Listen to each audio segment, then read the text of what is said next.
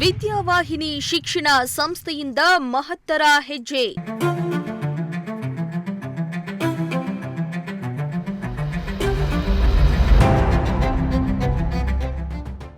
AI ಯುಗದ ಬಗ್ಗೆ ಚರ್ಚೆ ಮೂಲಕ ಮಾಹಿತಿ.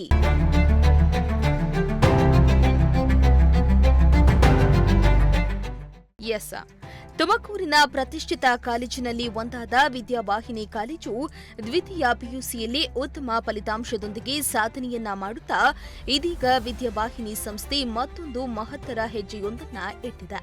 ಹೌದು, ವಿದ್ಯಾವಾಹಿನಿ ಶಿಕ್ಷಣ ಸಂಸ್ಥೆಯ ಸಮೂಹದ ವೈಸಿರೆ ಇನ್ಸ್ಟಿಟ್ಯೂಟ್ ಆಫ್ ಮ್ಯಾನೇಜ್ಮೆಂಟ್ ಮತ್ತು ಟೆಕ್ನಾಲಜಿ ವತಿಯಿಂದ ಎಐ ಯುಗದಲ್ಲಿ ಎಂಬಿಎ ಎಂಬ ವಿಷಯದ ಬಗ್ಗೆ ಫ್ಯಾನ್ಸಲ್ ಚರ್ಚೆಯನ್ನ ಆಯೋಜನೆ ಮಾಡುವ ಮೂಲಕ ಗಮನ ಸೆಳೆದಿದೆ.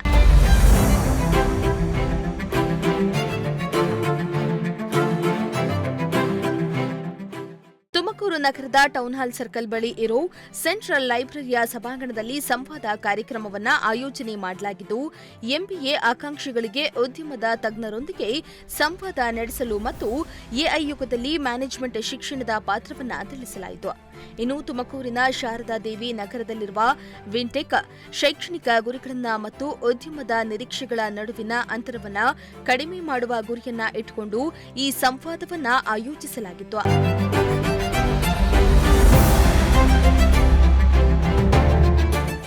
ಇನ್ನು ಸಂವಾದ ಕಾರ್ಯಕ್ರಮದಲ್ಲಿ ಮಾತನಾಡಿದ ವಿದ್ಯಾವಾಹಿನಿ ಶಿಕ್ಷಣ ಸಮೂಹದ ಕಾರ್ಯದರ್ಶಿ ಪ್ರದೀಪ್ ಕುಮಾರ್, ಎಂಬಿಎ ವಿದ್ಯಾರ್ಥಿಗಳಿಗಾಗಿ ಮೆಂಟರ್ಸ್ ಪ್ರೋಗ್ರಾಂ ಆಯೋಜನೆ ಮಾಡಲಾಗಿದ್ದು, ಸರ್ಕಾರದಿಂದ ಮಾನ್ಯತೆಯನ್ನ ಪಡೆದು ಹೊಸ ಎಂಬಿಎ ಕಾಲೇಜನ್ನು ಆರಂಭಿಸಿದ್ದೇವೆ.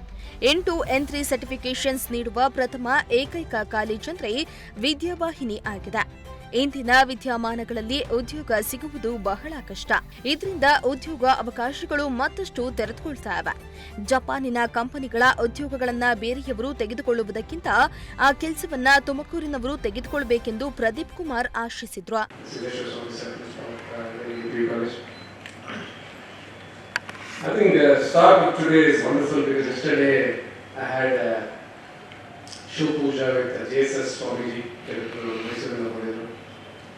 That was a wonderful day yesterday. Your Vice Chancellor came to the University Vice Chancellor actually graced that function as well. I think a lot to talk about MBA and AI in general, but I think I'll just create a context and I'll leave most of the matter for the panelists to talk about it. So, I got graduated, I'm an electronic engineer, I got graduated in 1997, right? And let me take you guys to that journey, right? How many of you know ChatGPT and how many of you are using LaneDAO? Most of you? Okay, I think you guys are better than us, okay, I can guarantee that. Right?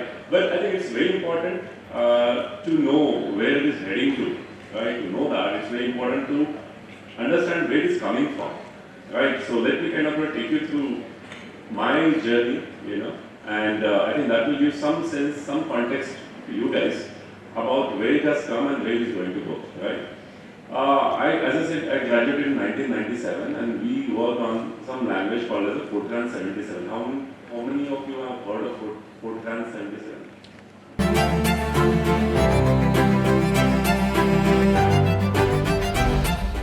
ಇನ್ನು ಸಂವಾದ ಕಾರ್ಯಕ್ರಮದಲ್ಲಿ ವಿದ್ಯಾವಾಹಿನಿ ಶಿಕ್ಷಣ ಸಮೂಹದ ಕಾರ್ಯದರ್ಶಿ ಪ್ರದೀಪ್ ಕುಮಾರ್, ಬೆಂಗಳೂರಿನ Brezza technologies ಸಂಸ್ಥೆಯ ಸಂಸ್ಥಾಪಕ N synthesis ಸಂಸ್ಥೆಯ ಸಹ ಸಂಸ್ಥಾಪಕ Vinay Prashanth, Commonwealth Bank of ಆಸ್ಟ್ರೇಲಿಯಾದ ನಿರ್ದೇಶಕ ಅಮನ್ ಸಕ್ಸೇನಾ ಹಾಗೂ ನೂರಾರು ಮಂದಿ ವಿದ್ಯಾರ್ಥಿಗಳು ಸಂವಾದದಲ್ಲಿ ಭಾಗಿಯಾಗಿದ್ದರು.